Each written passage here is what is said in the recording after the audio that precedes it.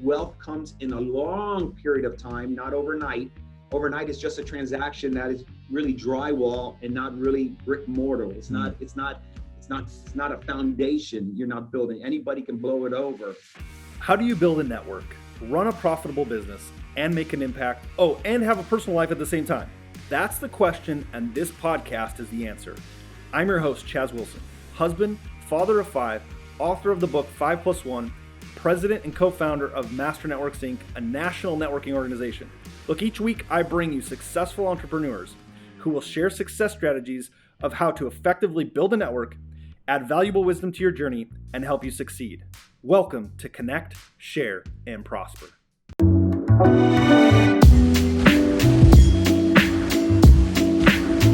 On Facebook, this is episode 86 of Connect, Share, Prosper. Super excited today, you guys. As you get on the broadcast, make sure you put where you're from, who's here, and make sure you share this with your friends. They're going to want to not miss this episode for sure today. And again, as always, each Monday, noon central, I bring you successful entrepreneurs. You're going to want to make sure you share this out, put your questions in as we go live right now on this episode. Hey, everybody, welcome to Connect, Share, Prosper, episode 86. I'm here with my team. I've got Ricardo and Josie, and we have a special guest today for Connect, Share, Prosper. Let me share this introduction. If you're not familiar with Bobby Castro, let me share a little bit about him here. As a self-made business mogul, Bobby Castro exemplifies a transformation from entrepreneur to leader, which we're going to talk about today. With only a 9th grade education, Bobby founded Bankers Healthcare Group in 2001 with an investment of $25,000.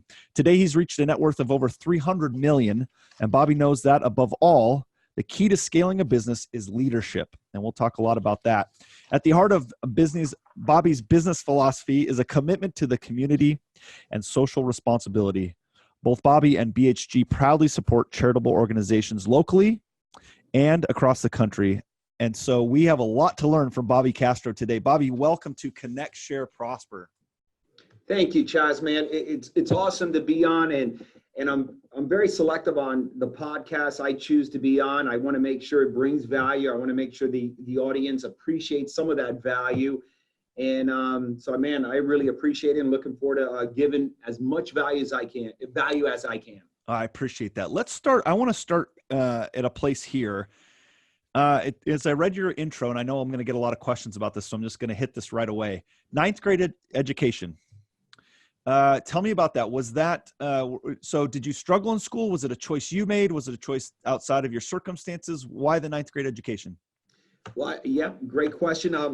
I failed at the 3rd grade, first of all. So I think I would say, yes, I struggled at school. There's no question about it. I am very high energy. And what's crazy, I really didn't speak until I was nearly 7 years old. I was an introvert. Wow. Now I can't really shut up. So that's kind of, kind of crazy how that happened. And during school and junior high, because the 9th grade today is high school, and I was very, I think teachers were frustrated with me because I was one that had a lot of questions. I always used to raise my hand. I would say 9 out of 10 times, even today in business meetings, in dealings, or just in general conversations. I normally don't get it the first time around. It normally takes me about 2-3 times to understand what's going on. So I'll have a lot of questions. And I was in a school system, and the teachers, I think, were very frustrated with me, Chaz, because I used to ask a question and I didn't get it again. So I asked another question a different way. And finally, they were very frustrated because they were managing 40, 50 children at the same time, just basically babysitting. So that led me to get frustrated with them, and all this momentum built up. And I said, Mom, school's not for me. I can't do it. And I think my mom somewhat understood I was kind of different, where I just couldn't get it the first time around. So I left. I decided to leave, and my mom fully supported the cause, which is kind of shocking. Most that is amazing. Your mind. So she somehow, some way understood and said, Bobby, rock and roll, man. I don't know exactly what she said, but more or less that's the vibe. Hey, I want to welcome some of our guests here. We're with Bobby Castro. We got several hopping on already. Make sure you share this. This is going to be a great conversation. So if I might, I'm just going to, if I can stick on this topic for just a second before we jump to leadership. I know you got a lot of great things, and this is going to be completely selfish, but it's to my listeners, but it's my show. So I'm going to ask this. I have 5 children, and my my youngest two are twins, and one of them is struggling in school right now. And so I love to hear this story because it's the same thing. He's always asking the why question. Why? He's really got to understand this why. And I think it's a great success story, my man. And just to go to a place where you're like, hey, school, the institution of school and the way it was taught to me, I just didn't quite get it the first time around. And then the success story. So what would you say to maybe, whether it be a child, a young adult who's maybe struggling in college, whatever it might be, that they're in this place where everything around them is telling them, well, you're not good at this, or you're not good at that. Hey, you're just not getting it. And yet you overcame that. What advice would you give to someone in that situation? Yeah, the advice I would give, and it took me a long time to understand it personally, and then, I'm very blessed to have learned and recognized it. So when I became a parent, I actually practiced it. Each of us, every one of us humans, we're so unique in our own way. We're different, and we're not like any other human being. And when you recognize that and you really surrender to what I just said, and you really buy into it, like if your child, I have two children, and they are completely unique in their own ways. They're different. And that's what's great about each and every one of us. We're so unique and completely different. There's not another Bobby out there. There's not another Chaz. There's not another Brandon or Priscilla. And when you recognize your children, and you have to see and just surrender to it, wow, Brandon is so different. I have to really talk to him differently to get away, understand his way of thinking, how he's wired. And when you really buy into what I just mentioned, you will really accept the fact of who your child is and see the raw talents that he or she has, and not try to convince yourself to have them be somebody that they're not. Yeah. And yet, doesn't it seem like everything around them is trying to push them down a path that, like, go down this path, go down that path, and they're trying to find their own way. So much pressure, Chaz, and more so, I think parents are under so much pressure to try to fit in themselves, and then they're sometimes forcing their kids to fit in, and they're not recognizing that we're all different, man. Yeah, so true. Now, you were fortunate in this circumstance, I say, in the sense that your mom was supportive of this and was in your corner to say, but I'm sure it was still scary and ninth grade and going, what did you do? And what were the steps you did? And sort of did you know you were going to be an entrepreneur right away? Was that kind of the path you just went, took down? I knew without doubt, I wanted to have a different life than my mom. My mom was a full-time waitress, 3 jobs. I mean, she was a waitress and I always say, when you get home from a nightclub or a late wedding, 5 a.m. at Denny's, before it was Denny's, it used to be called Sambo's. That was my mom waiting on you, 6 a.m. when you're coming in all a little tipsy and you're coming from a nightclub, whatever the situation is. And from there, she went to another job, waitressing, and then at night, another job to the Roney Pub Steakhouse in Miami Beach. Seeing my mom struggle was so hard. We used to have just like a lot of families, light goes off, water goes off. It was a constant situation like that, Rent-A-Center furniture. And I said, I just want something different. And my first job, my mom got it for me at 14 years old at Pasquale's, an Italian restaurant. I was a takeout boy and a bus boy. And that's where I picked up some people skills. And I used to model. I was so fascinated to see where I thought they were successful. When I worked at Don Shula's Country Club, I used to shine the clubs, park cars, and even waited on Don Shula, and I was just modeling what they said, and I was just fixated on, why are they in the situation that my parents are not in the situation of? And I used to say, well, I have no luck. And so, I went through that whole battle, and, my family comes from the hospitality world. My mom was a waitress, and I understood the value of being kind to people. But I learned a lot of mistakes, being very impatient, trying to get there. And I thought I was moving forward, but I was like a hamster on a wheel that just kept doing this, but actually wasn't going forward. And there was no internet back then. There was no information. So my mom was a big thing, man. She apparently knew, hey, this is our way out of struggle. Maybe this little kid's going to do it. Yeah. And look at you, right? I mean, so you must have looked at those life lessons during that time. I imagine that those things you learned, the people skills, watching your mom work hard and all that stuff has really transformed itself into your business career and life now, into culture and the way you treat people and your interaction with people. I mean, it can only, create such an influence for you. How has that sort of laid a path for you in a culture? Because everything I know about you and everyone I've talked to, as we've gotten to know each other here just briefly, but man, everyone says amazing things about you, your leadership, your culture. I can only suspect that those early lessons have impacted that. Yeah, man. And thank you for those comments. And I'm never going to stop growing, man. I think life is a value add. You never hit the ceiling. And the more you give value of anything you do, Chaz, the more things appreciate in your life. No different of investments, man. When you give value to it, you take care of it, it blossoms. It's such a sensitive topic. I was always for so many years about a transaction, and I didn't realize the power of relationships. And I continue to learn even today, man, the power of relationships on how you can leverage it. And I was always that transaction individual of just, it's a transaction. And I thought that was the way to create wealth and be successful. And I was stuck at many times in my life at $200,000 a year, 250, 300, back down to 100, all these major big mistakes. And then I started realizing you got to be really accountable for who you are. You got to be who you are, first of all, and not try to be somebody else. And it's all about relationships. And I always try to tell young people, don't be about the transaction. It's not about transactions in life.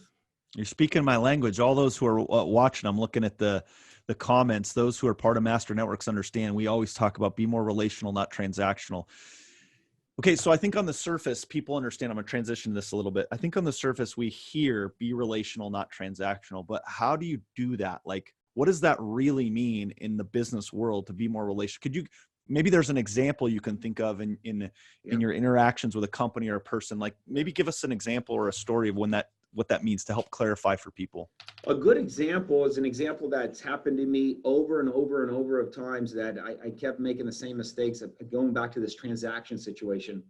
When I used to have businesses, including the last business I had where I exited at that $1 billion valuation, I used to treat customers, employees, and more so my business as a transaction, and really never planting a seed, looking at the infrastructure. And the infrastructure is everything.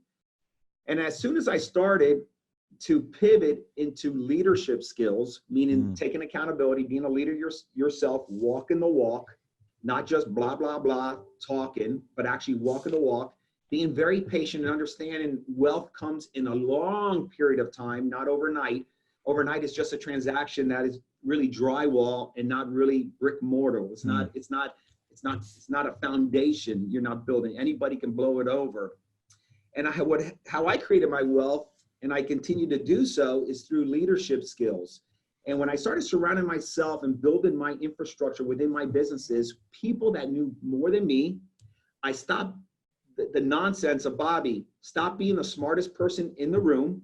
So true. You're obviously an individual that struggled at school. You have to ask a few times to understand it to understand what's going on. Even that's a challenge I have today.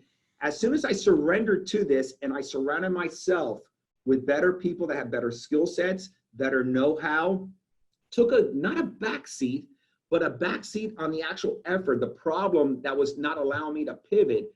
And I beg so many people, leadership is everything. You cannot scale, you cannot create wealth without making others extremely successful. So true. When I started really practicing the leadership skills and really I cut out this nonsense of being the smartest person that always had the answers.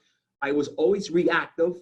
I was always that complicated, difficult personality that wouldn't accept any other opinion or any other, God forbid anybody tells me differently. Right. I stopped that disease and I put a stop to it. And I started to surround myself with people that simply knew a little bit. This little more is such a big more in the financial world. Yeah. And I'm going to continue to the day I'm no longer on this earth. Leadership, but it starts with you, man. And I see so many young people are so impatient, like Bobby Castro used to be. They're just chasing rich instead of wealthy. They're being somebody they're not. They're digesting and diving in wrong information at a stage up here when they're really here that has no relationship of where they're at.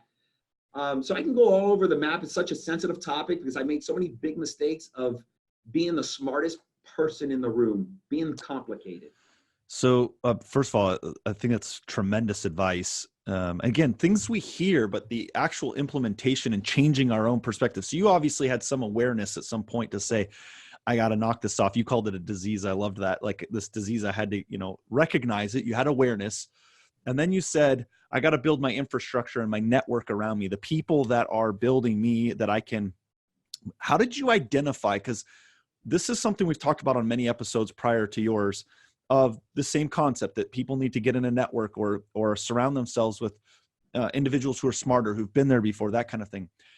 Was there anything intentional you did that said, this is the kind of person I want to go be around, and here's how I got in their circle, or how I invited them into my room because they're smarter than me at this topic? Because I think that overwhelms or intimidates people. Like, boy, how could I go to Bobby Castro, or how could I go to Chaz Wilson and talk to them about this thing? And was there something that you did that invited those people into your world? Yeah, a real simple thing that really, really impacted my life, Chaz, and a lot. Obviously, I'm not very book smart, but I became a great, awesome reader. And when I started reading these autobiographies of true life stories of other Bobby Castros and seeing how they migrated to become a leader, that simple thing, it may not like, wow, Bobby, is that all you have? For me, yes, autobiographies did it for me.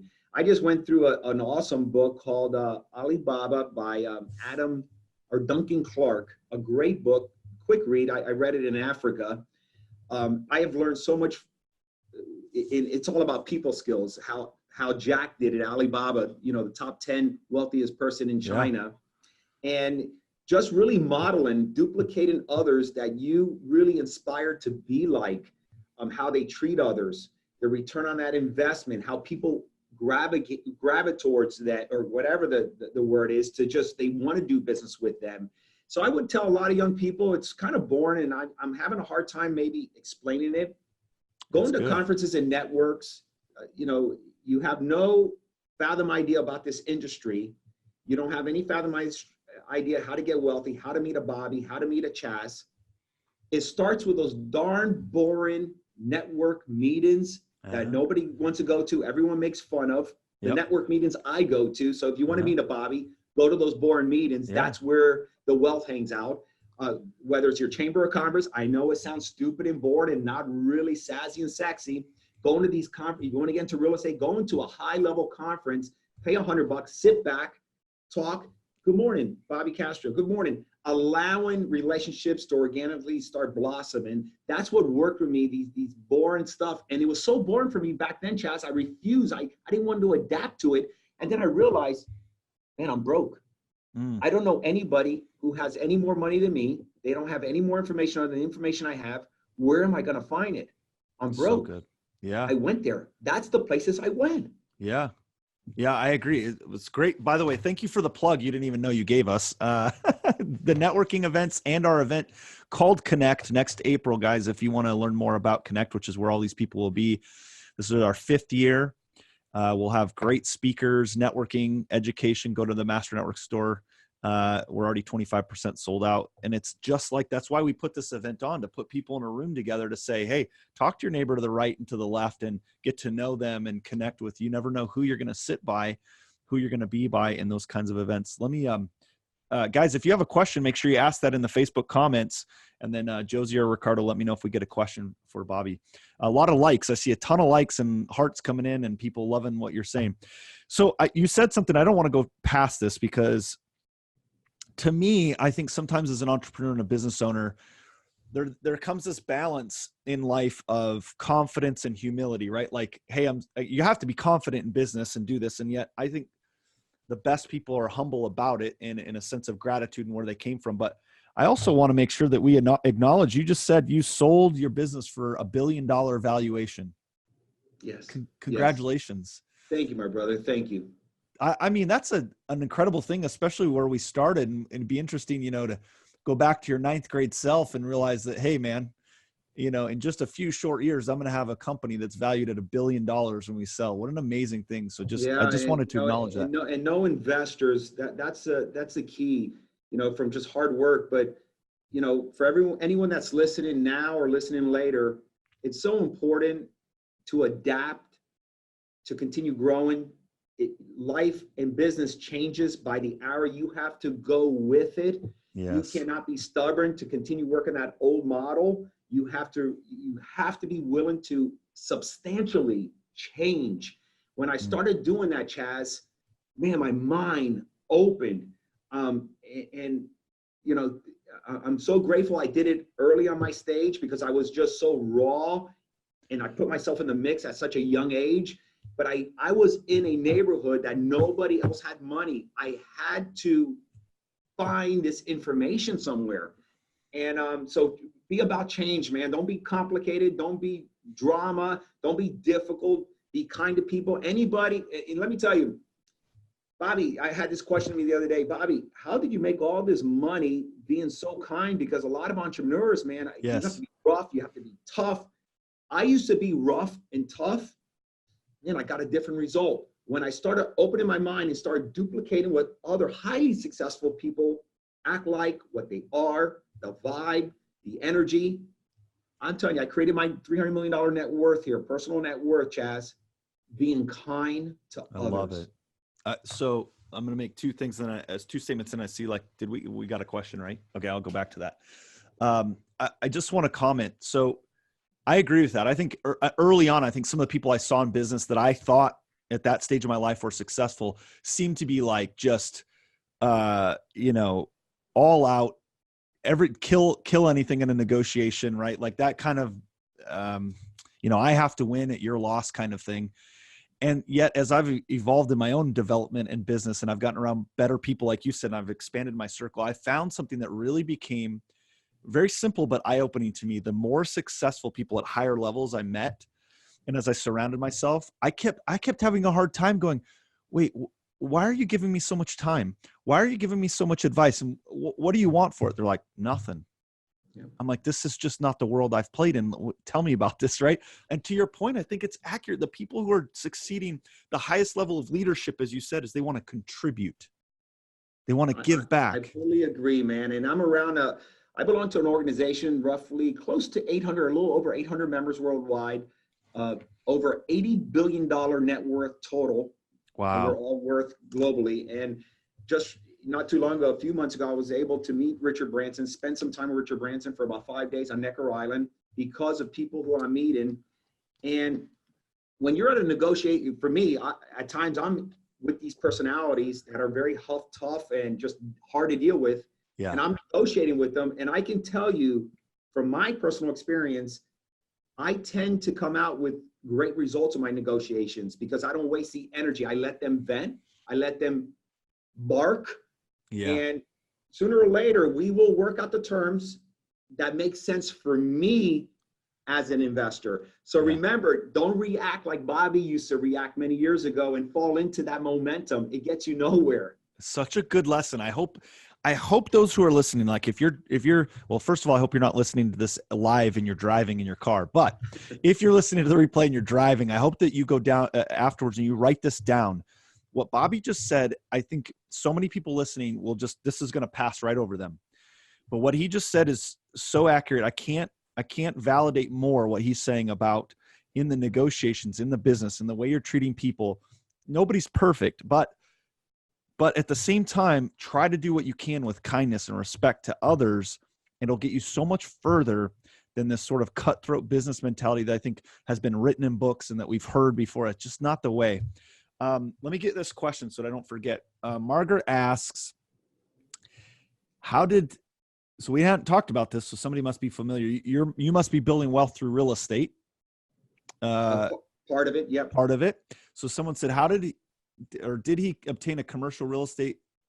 Hold on, let me read this correctly. How did he obtain commercial real estate without investors? Did he start small? So yes. That's the question. Yes, Margaret, I started extremely, extremely small with one home at a time. I recommend to everybody, even if you have the worth to start big and you don't know much about real estate, start small. I started small like every other successful real estate investor did. They did not start up here. Right. If they did, then they came from a lot of money. I didn't come from money. I started with one home at a time. I went to 17 homes, and then I started buying duplexes, triplexes, and I did this throughout the years. I just didn't buy my real estate when I sold my business. I've been what I call stack and rack. I save as many pennies, and I do the same thing as I did before, and then reinvest in it. So I did start small. I made a lot of mistakes. I remember, Marguerite, in 04, 05, I bought in the height of the market, and I over leveraged myself. I lost millions of dollars, a life learning lesson. I'm begging people, watch this market. It's all about the correct debt leverage, but I started extremely small. And today I have a couple thousand units that cash flows me and my family about $350,000 a month. I have maybe another few $1,000s in other real estate ventures. But start small, man. That's my personal recommendation. I love that. Investment is information. Don't ignore it. So, so much there. Okay, let me recap something you just said. And again, we've had a couple of people on Connect, Share, Prosper who similarly have produced or made money through a business. I love stack and rack, by the way. I think we should hear that. I love that phrase. And I think this is and we could talk more about this, I think, at length. I think this is a market to stack right now in many ways. And then they've invested it in real estate. And so that's something you've done as well. So I've seen a common theme with many people on here who are building wealth. Do you think real estate is one of the great ways to build wealth? Yes, I currently own personally over $300 million of cash flow and assets. Besides all the other investments, I have private equity. I have other type of, I personally think that is just, it works for me. I'm really not good in the stock market. I do have a substantial amount in equities only because I can afford to dabble in it, to diversify. I'm a big fan because I grew up in the system. I grew up in affordable housing. I invest in workforce housing where Casey, my mom, waits on tables. That's who my clients are today. So I'm very familiar with that environment. Yeah, I love it. Can you take just a second and explain stack and rack? Yeah, stack and rack. It's a trademark. I have that trademark. I have PMA all day, every day, which is positive mental attitude trademark. I have non-refundable minutes trademark. Soon, hopefully, urgent massive action. And I only do it because it's so close to my heart. These are things that, if the shirt I'm wearing here is PMA. I mean, my whole family, it's my entire life because it's my DNA. Stack and rack. I just came up with this phrase many, many years ago. All my employees know about it. Stack as much cash as you can because it takes money to make money. But in the interim, you can learn a lot of information. Watching information, make sure it's good intention. And that's how I created, I created 9 figures before I sold my business just by stack and rack, by investing and reinvesting. But as I'm stacking, I'm actually investing. I was digging all into free information because in real estate, 2 + 2 still equals 4. It doesn't get really complicated. And I'm meeting some great other individuals that are helping me learn some other new things, but stack and rack, it's so important. I see a lot of young people not doing that. I mean, they have this watch, they have a car, they're all this flash, and they're so lost, and they don't realize middle class is going to disappear in the next 20 years. Yes. Technology is doing it right now. And unless you make your moves and you start becoming don't try to be somebody you're not. Yeah, love that. I lost a lot 2007, 2008. I was in the real estate game. I owned a real estate franchise. I lost a lot. If I go back, I wish I'd have stacked and racked because then the market opened up all these opportunities that I was not ready for. And I see it happening again. I don't know if you see that again. I just see it getting ready to do that again. So I've been talking to people and I love it. I will give you credit every time I say Bobby Castro says stack and rack. That's what you need to do. I think that's super powerful advice. Got a lot of people. Chaz, not to interrupt you. No, you're good. For the ones that love real estate as I do, you're not missing nothing, guys. You're not missing out on no opportunities. Tell us more about that right now.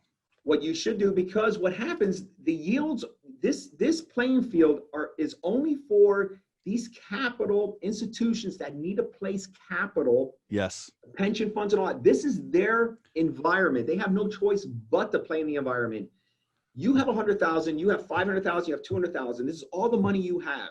This is the wrong time to look at placing that liquidity in this game right now. We are definitely at the highest of the market.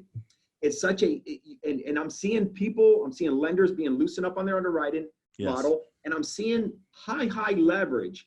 When there's an adjustment, which it will happen, it'll happen. I don't know when. What I'm doing is I'm stacking, and I witnessed personally. And remember that group I told you that's worth $80 billion? Yes. I just came from the meeting last week. They're all stacking.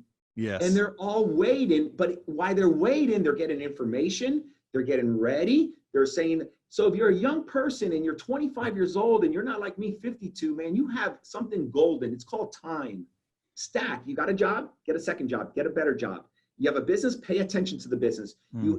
If you're a salesperson, convert more sales. Every customer is saying yes in this economy. It's 3.5% unemployment. Everyone has confidence. Pay attention to what the value add is this economy. The real estate's always going to be there. But right now, the only reason I'm buying real estate, I bought $108 million worth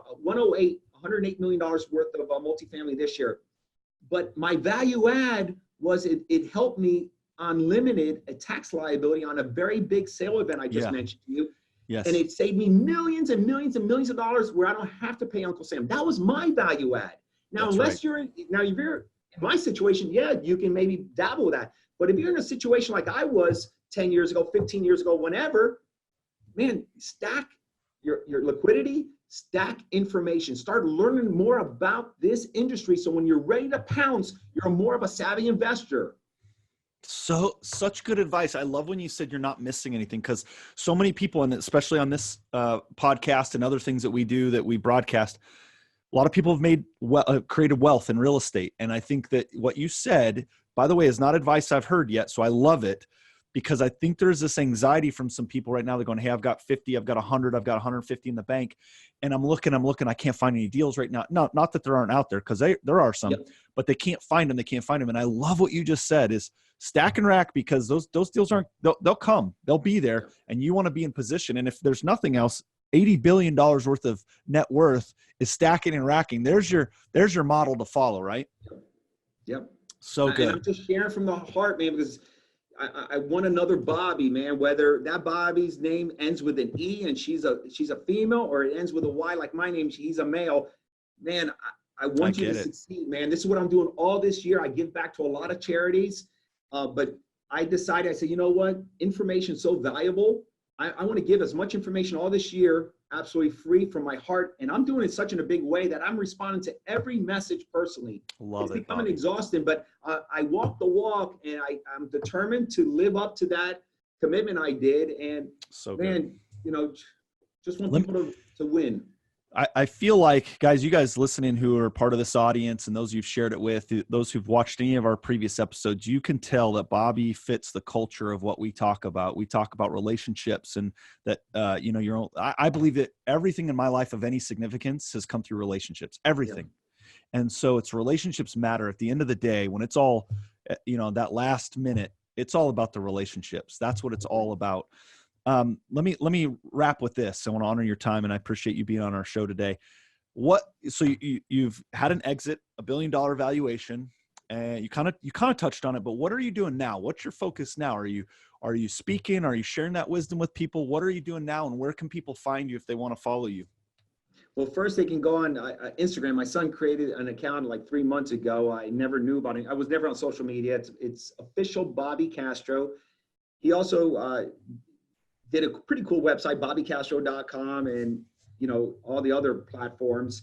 What I'm doing all this year is taking, I would say, about maybe 40% of my time giving back information on whoever wants to listen to it. But then I'm also spending a lot of time taking care of my investments. I'm involved in a deal. Now you can see me adjusting to this market. I'm negotiating a triple net lease with one of the top corporations in America. Wow. And it's going to provide me and my family 7% every single year. It's guaranteed. They can never cancel that lease for 20 years. Wow. I'm not going to say who the company is because I haven't nailed down the deal. So I'm adapting, I'm changing, I'm preserving. My job, I want to leave a legacy, Chaz, because no one in my family for the last 100 or hundreds of years have never thought about 100 years from now. And I want somebody 100 years from now, my grandson, my granddaughter, their children, they're asked a question, man, how did your family do it? Papa Bobby, he started it all. Yeah. And, it's a stat out there. It's kind of scary. And you make it. Sophie and I make it. Brandon and Priscilla, my kids, spend it. And my grandbabies, Ocean Oak, there's no money left over. I'm not going to have that stat part of my family. So I'm all about legacy now, extreme wealth, generational wealth. And in order to do that, I have to be open-minded. I have to change my ways. I have to get new information. I have to watch the environments I'm around. I got to be on high alert. I got to stick to my core values. I can't compromise it. And that's a lot of discipline, Chaz, with so much distractions going on out there in the digital world and all this. So I'm very serious about it, man. Proud of you, man. That's a pretty amazing. I know, first of all, I haven't accomplished that kind of net worth that you're at. I'm on my way, but I will tell you, I know in some ways what it takes in the sense of the effort and the discipline and the commitment and conviction to what you've put forward. So I don't know, sometimes when you're doing it, you don't hear enough congratulations. You either hear the hate or the whatever. So congratulations on that. I just love those stories. I think it's amazing. Guys, my advice to my listeners is you need to follow this guy. We're getting to know each other. He's got a culture and a leadership, and the people that I know who know Bobby that made this connection happen. You are who they said you were. So thank you for that. Really appreciate your time today, guys. Listen, every Monday I bring you amazing people like Bobby on this episode. This was episode 86. We are at 86. We're shooting for that 100 here pretty soon. Join us every Monday, noon Central, on the Master Network's Facebook page. Subscribe, hit YouTube, be notified when these episodes come out so you can listen to it again. This episode will come out Wednesday, correct? Wednesday, this episode will come out on the recording, so you'll be able to listen to it again and listen to all the wisdom that Bobby shared. Again, everybody, till next time, connect, share, prosper. Be well. Thank you, Chaz.